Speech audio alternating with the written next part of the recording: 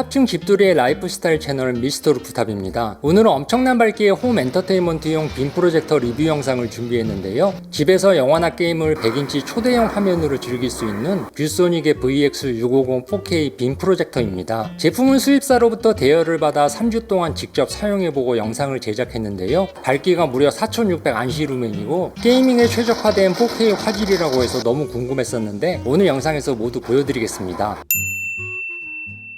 예전에 제가 뷰소닉의 X2 4K 빔 프로젝터를 한번 리뷰한 적이 있었는데요. 뷰소닉이란 브랜드는 미국 내 빔 프로젝터 시장에서는 신뢰도 1위를 차지하고 있는 독보적 브랜드죠. 보급형부터 하이엔드급 고성능 빔 프로젝터들이 구간별로 밀도 있게 라인업되어 있습니다. 그중 오늘 제품이 속해 있는 VX 시리즈는 램프 광원을 사용하고 있어서 우수한 밝기를 구현하는 것이 특징인데, 광원의 밝기에 따라 VX250부터 VX650까지 나뉘어져 있고, VX650은 그 중에 가장 밝은 4600 안시루멘을 갖고 있는 하이엔드급 빔 프로젝터입니다.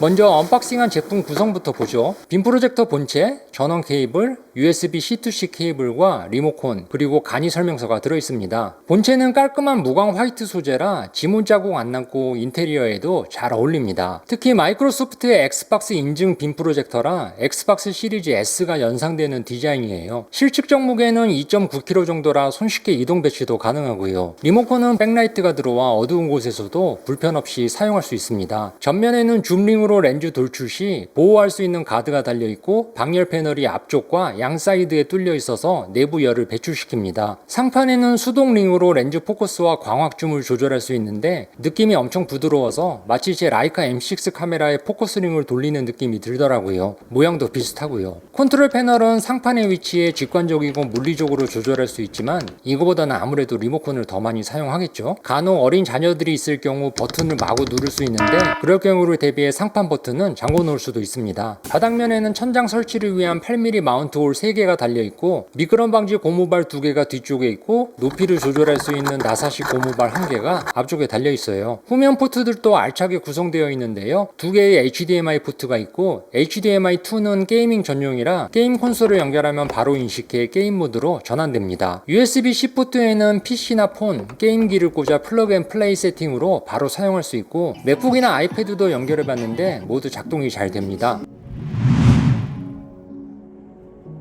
USB-A 포트는 무선 동굴의 전원 공급을 위해 있는 것 같은데, VX650은 자체 OS가 없기 때문에 넷플릭스 같은 OTT 시청은 크롬캐스트 같은 무선 동굴로 사용하면 좋을 것 같습니다. 다른 빔 프로젝터에서는 볼 수 없었던 단자가 랜 케이블과 12V 트리거 단자인데, 이 포트들을 이용하면 네트워크로 묶어서 프로젝터 전원을 켜면 전동 커튼과 스크린이 자동으로 작동되는 통합 스마트 시스템 구축도 가능합니다. 외장 스피커를 연결할 수 있는 오디오 단자도 있지만, VX650은 하만카동 기술이 적용된 10W 출력 스피커를 탑재하고 있어서 외장 스피커 없이 사용해도 불편함이 없더라고요.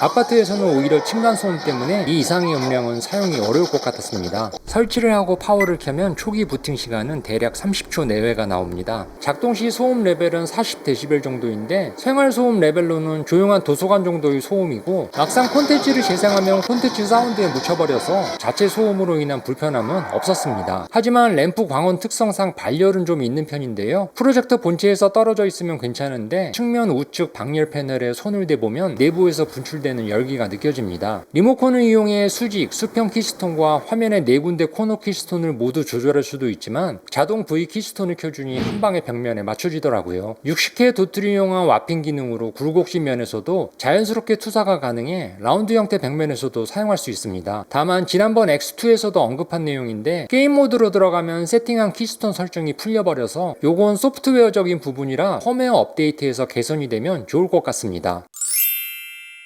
요즘은 대형 TV들도 가격이 떨어지다 보니 빔 프로젝터 리뷰 영상을 보면 항상 나오는 반응이 있는데요. 빔 프로젝터 사느니 그냥 엔간한 대형 TV 사겠다는 분들도 계시잖아요. 물론 그것도 개인 취향에 따라 좋은 선택이 될 수 있습니다. 그런데 재미있는 건 분명 반대의 경우도 있다는 거죠. 어중간한 대형 TV 사느니 압도적 몰입감을 주는 빔 프로젝터를 선택하는 분들도 있기 때문에 여전히 빔 프로젝터 수요가 생긴다는 겁니다. 저 같은 경우도 거실 TV가 86인치로 작은 사이즈는 아닌데, 그럼에도 불구하고 다락방에 100인치 스크린 스크린을 설치해 빔 프로젝터를 사용하고 있거든요. TV처럼 백라이트나 자체 발광 소자를 이용한 영상과 빔 프로젝터처럼 반사광을 이용한 초대형 스크린의 압도적 몰입감은 완전 다른 세계입니다. 마치 대형 TV가 극장 스크린을 대체할 수 없는 것과 같죠. 개인적으로 눈뽕을 주는 자극적 화질은 이제는 TV 대신 아이패드나 5K 모니터 같은 소형 AV들로 만족감을 느끼고, 대신 이런 소형 AV들이 채워주지 못하는 압도적 사이즈의 몰입감과 공간 파워는 이 빔 프로젝터가 저희 욕구를 채워주는 것 같습니다. VX650은 세미 단초점 렌즈라 2.5m의 투사거리가 확보되면 100인치 스크린을 구현할 수 있습니다. 게다가 1.3배의 광학줌 기능도 디지털 줌과 달리 화질 저하 없이 깔끔하게 사용할 수 있고요.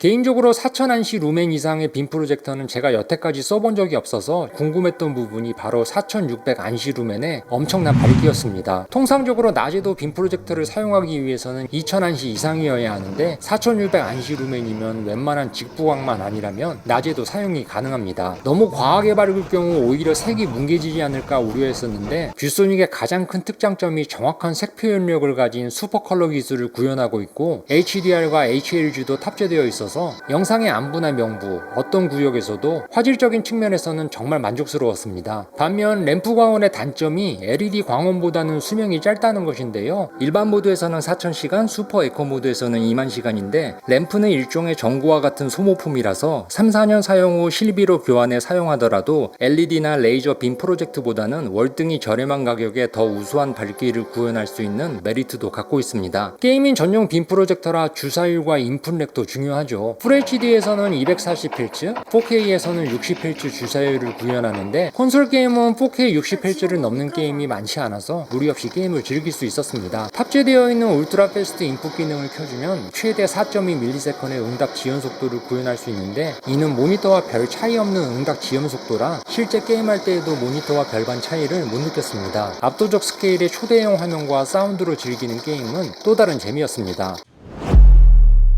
3주간 사용해본 장단점을 정리해보자면, 장점은 압도적 밝기와 만족스러운 화질이었고, 10W의 자체 출력을 가진 하만카돈 스피커도 음질면에서 부족함이 없었습니다. 또한 모니터와 대등한 주사율과 인풋렉으로 초대형 화면에서 게임을 즐길 수 있다는 것도 빠질 수 없는 장점이고요. 또 한 가지 장점이 보통 가전제품의 무상 서비스 기간은 1년인데 뷰소닉은 3년이라 심리적 안정감도 빼놓을 수 없겠네요. 반면 램프 광원의 특성상 어쩔 수 없는 단점도 있을 수밖에 없는데요. 그중 하나가 LED 광원에 비해서는 발열이 좀 있고 수명이 다소 짧다는 점. 두 번째는 빔 프로젝터의 핵심 가치인 밝기나 화질 부분은 흠잡을 데가 없었지만, 반면 자체 OS나 블루투스, 무선 미러링 같은 기능이 없어서 스마트 편의성 부분은 다소 아쉬웠습니다. 물론 크롬캐스트 같은 무선 동구를 사용하면 모두 해결할 수 있고요. 이상으로 3주 동안 직접 사용해본 뷰소닉 VX650 4K의 사용 소감을 말해봤는데요. 혹시 VX650에 궁금한 사항은 댓글로 남겨주시면 답변 드리도록 하겠습니다. 영상이 도움이 되셨다면